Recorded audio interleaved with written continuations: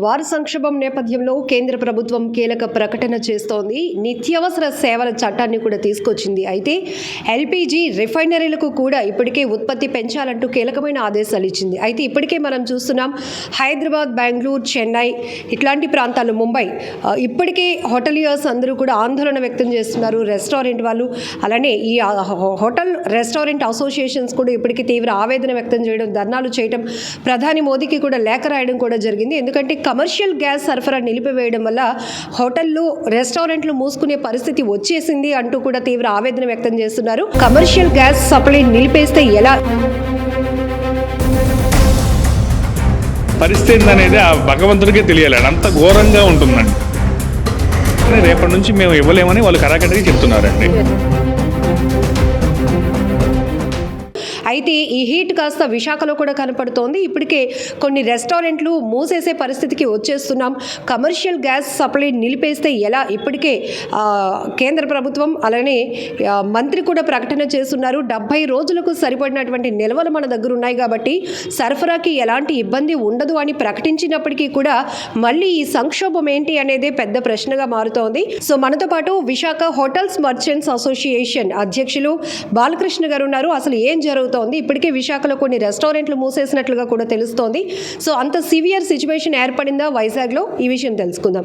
బాలకృష్ణ గారు, ప్రస్తుతం ఏం నడుస్తోంది ఇక్కడ? ఈ డిస్ట్రిబ్యూటర్స్ని ఎవరిని అడిగినా కూడా మాకు అధికారికంగా ఒక పర్టికులర్ ఇన్ఫర్మేషన్ రాలేదు అని చెప్తున్నారు. ఇప్పటికే కొన్ని హోటల్ వాల్స్తో మేము మాట్లాడున్నప్పుడు ఆల్రెడీ మాకు గ్యాస్ సప్లై నిలిపేశారు అంటున్నారు. ఏంటి అసోసియేషన్ నుంచి క్లారిటీ? నమస్తేనండి. ఇక్కడ మాకు ఒక 1 వీక్ బ్యాక్ డిస్ట్రిబ్యూటర్స్ నుంచి మాకు కాల్ వచ్చిందండి. ఇక్కడ వారు సంక్షోభం వల్ల మా దగ్గర నిల్వలు సరిగ్గా లేవండి. మీకు ఒక 3 రోజులు 4 రోజులు సరిపడానే మేము గ్యాస్ సప్లై చేయగలుగుతాము. మీకు సుమారు ఆదివారం తర్వాత మీకు మా దగ్గర స్టాక్ లేవని చెప్పారండి. వాళ్ళు చెప్పినట్లుగానే ఈరోజు మంగళవారం అండి. ఈరోజు సగం మందికి మధ్యాహ్నం తర్వాత 1-2 సిలిండర్స్ ఇచ్చారండి. ఏది 10 సిలిండర్లు ఇచ్చే వాళ్ళకి 1-2 ఇచ్చారండి. ఆ విధంగా వాళ్ళు చెప్పిన విధంగానే మంగళవారం ఈరోజు వచ్చిందండి. రేపటి నుంచి మేము ఇవ్వలేమని కరాఖండికి చాలామందికి చెప్పారండి.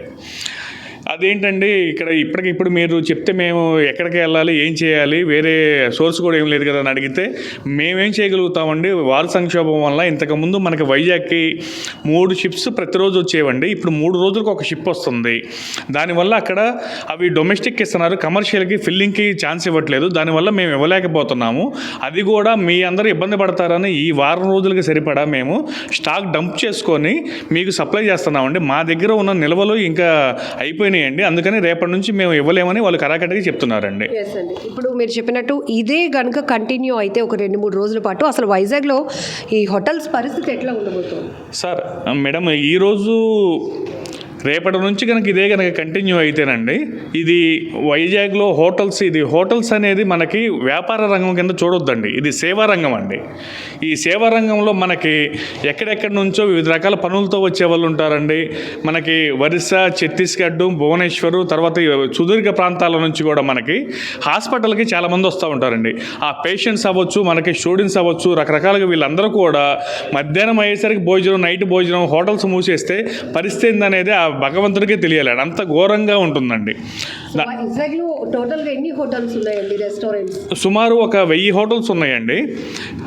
1000 హోటల్స్ ఉన్నాయి. సుమారు ఒక నెలకు వచ్చేసరికి 65,000 సిలిండర్ల నుంచి 70,000 సిలిండర్లు మనకి వైజాగ్ సిటీకి అవసరం అండి. ఈ రోజున్న పరిస్థితి ప్రకారం వాళ్ళు 12,000 సిలిండర్ల కన్నా కూడా మనకి ఫిల్లింగ్ అయ్యే పరిస్థితి లేదని వాళ్ళు చెప్తున్నారండి.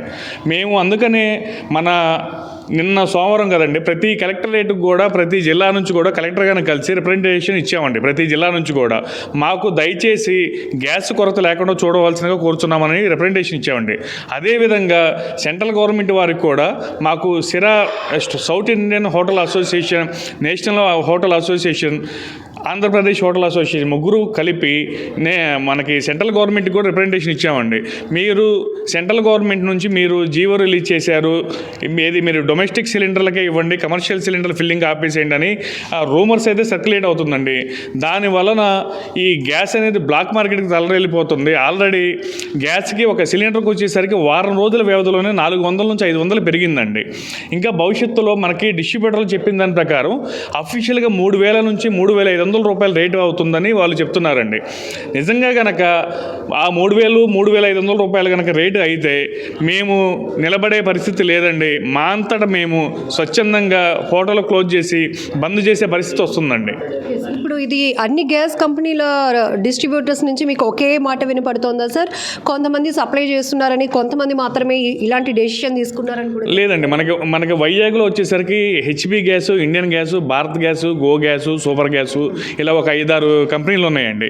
ఆల్రెడీ కొన్ని కంపెనీస్ అయితే ఆల్రెడీ అసలు 2-3 రోజుల ముందు నుంచే ఆపేశారండి. ఇప్పుడు ప్రస్తుతం కొద్దిగా సూపర్ గ్యాస్ ఒకటి, హెచ్పి గ్యాస్ ఒకటి, కొద్దిగా గొప్ప ఇండియన్ గ్యాస్ ఇస్తున్నారండి. మిగతా వాళ్ళు అసలు ఇవ్వలేకపోతున్నారండి. ప్రతి ఒక్క డిస్ట్రిబ్యూటర్ కూడా ఒకటే మాట అండి, ప్రస్తుతం ఫిల్లింగ్ లేదు, ఫిల్లింగ్ లేకుండా మేము ఎక్కడ నుంచి తీసుకురాగలుగుతాం అనే మాటే చెప్తున్నారండి. స్టార్ హోటల్స్కి ఇప్పటికి ఈ పరిస్థితి అయితే లేదు, బాగానే సప్లై వెళ్తుందని కూడా వినపడుతోంది.